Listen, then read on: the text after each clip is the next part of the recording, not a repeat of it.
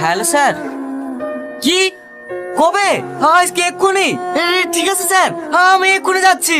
Hello everybody, আজ একটা নতুন খবর করতে হবে। সব খবর বন্ধ করে একটাই খবর চলবে। তোমরা চলো সবাই।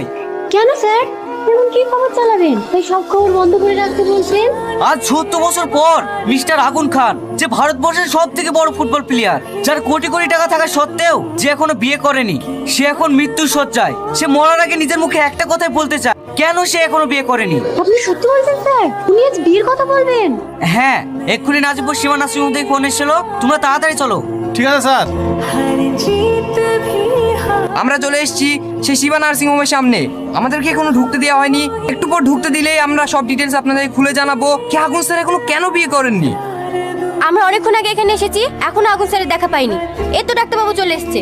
আপনি বলুন, আগুন স্যার এখন সুস্থ আছেন তো? কখন নিয়ে আসবেন ওনাকে? হ্যাঁ, উনি এখন সুস্থ আছে, এক্ষুনি আসছে।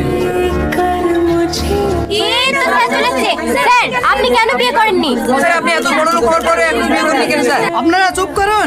এইভাবে চেঁচামেচি করছেন কেন? স্যারের অবস্থা খুবই খারাপ। এইভাবে চেঁচামেচি করলে স্যারকে নিয়ে এক্ষুনি চলে যাবো।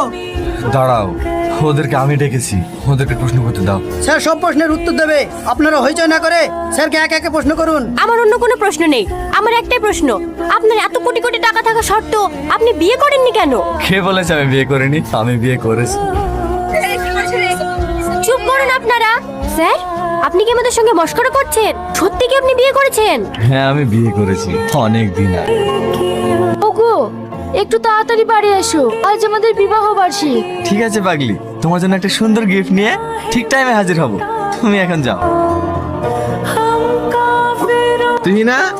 তুহিনা, আমি তোমার জন্য গিফট নিয়ে চলে এসেছি। দরজাটা খুলে দাও। কি হলো, শুনতে পাচ্ছ না? দরজাটা খোলো।